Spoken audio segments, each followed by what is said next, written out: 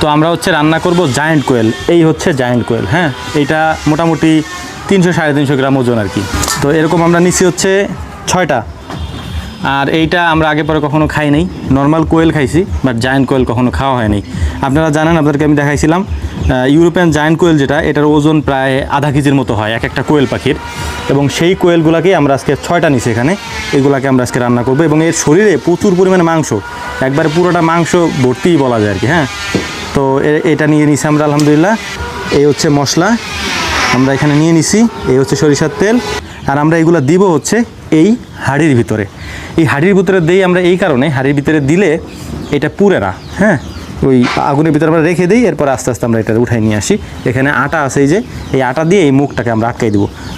প্রথমে পেঁয়াজ দিয়ে দিলাম, আস্ত কাঁচামরিচ সবগুলা, গরম মশলা আর খালবাকল না ভাঙবো না, ভাঙলে হচ্ছে পরে ভালো লাগে না। মরিচ একটু কম দিই, বেশি দেওয়া লাগবে না, মরিচ দিছি একবার। এটা হচ্ছে আমাদের নিজেদের তৈরি মশলা। এবার দিচ্ছে হচ্ছে পেঁয়াজ এবং রসুন বাটা, লবণ। এইবার দেবো হচ্ছে সরিষার তেল। বিসমিল্লাহ বিসমিল্লাহ। আহারে একবারে, এ তো কাঁচাই খাওয়া যায়, মাশাআল্লাহ। ওর পুরো শরীরে অঙ্গে অঙ্গে মশলা মাখাই দিচ্ছি, দেখছেন রানের সাইজটা কি, মাশাআল্লাহ। এটা তো এইবার আমরা এটাকে দিয়ে দিব হচ্ছে এই হাঁড়ির ভিতরে। বিসমিল্লাহ। এবার এই মশলাটুকু উপরে ঢেলে দেই। বিসমিল্লাহ। হাওয়া যাতে না বেরোতে পারে। বিসমিল্লাহির রহমানির রহিম।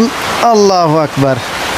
এই যে এটারে এই পাশে রেখে দেই, একবারে দগদগে কয়লার আগুনের মধ্যে আমরা হাঁড়িটাকে দিয়ে দিছি। কিছুক্ষণের মধ্যে এটা রান্নাটা হয়ে যাবে, কারণ এই আগুনের তাপ অনেক বেশি। বিসমিল্লাহ বলে এটাকে আমরা এখন উঠাবো ইনশাআল্লাহ।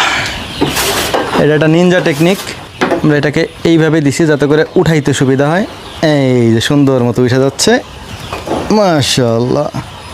বিসমিল্লাহির রহমানির রহিম। আল্লাহু আকবার। বিসমিল্লাহ বিসমিল্লাহ বিসমিল্লাহ। ও মা গো। বিসমিল্লাহির রহমানির রহিম। আলহামদুলিল্লাহ।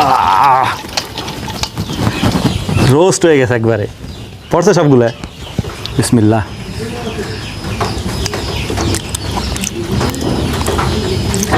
লবণ একটু কমেছে, আপনাদেরকে একটা দেখাই, দেখেন কত বড় এটা।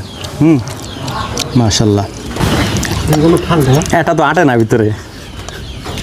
এইও, যদিও আমরা দুপুরে কেউ খাই নাই, আমাদের কাছে ভালো লাগাটাই স্বাভাবিক।